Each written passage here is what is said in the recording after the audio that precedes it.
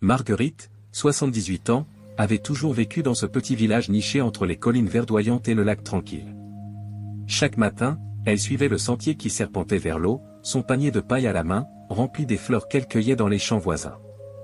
Ses cheveux d'argent, élégamment rassemblés en un chignon, brillaient sous le doux soleil d'été. Elle vivait seule depuis que son mari avait quitté ce monde, et bien que ses enfants et petits-enfants venaient la voir de temps en temps, la solitude l'enveloppait inévitablement chaque soir, comme une vieille amie silencieuse. Un matin, tandis qu'elle avançait vers le lac, Marguerite remarqua une silhouette inhabituelle. Un vieil homme était assis sur le banc près de l'eau, un chapeau usé posé sur sa tête et un manteau beige trop lourd pour la chaleur de cette journée. Son regard, fixé sur les reflets du lac, semblait perdu dans un passé qu'il était seul à connaître. Intriguée, Marguerite s'approcha doucement.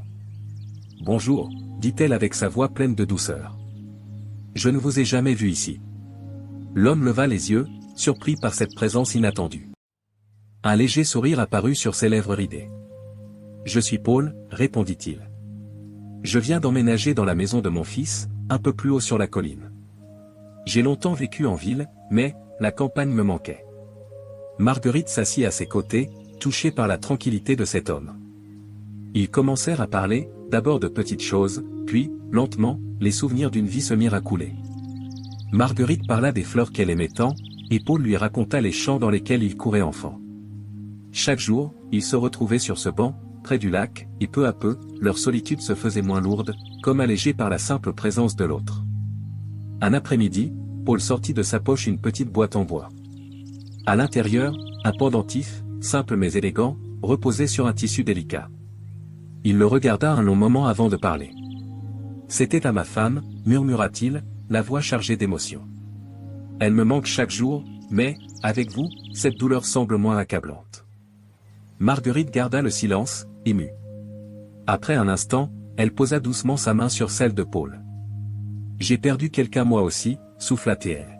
« Mais je crois que, même à notre âge, la vie a encore des trésors à offrir, si l'on accepte de les recevoir. » Leurs mains restèrent entrelacées, et dans ce geste simple, quelque chose de profond naquit.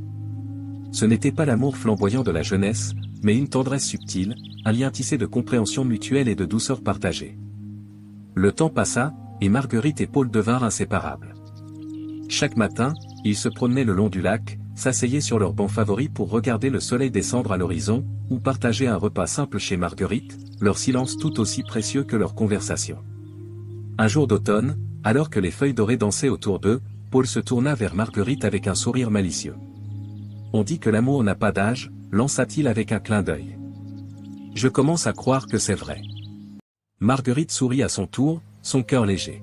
« Parce que, Paul, » dit-elle doucement, « on ne vieillit jamais vraiment quand on aime. » Sous les arbres dorés, ils restèrent ainsi, deux âmes ayant traversé les épreuves du temps, mais toujours jeunes de cœur, savourant les instants présents, main dans la main.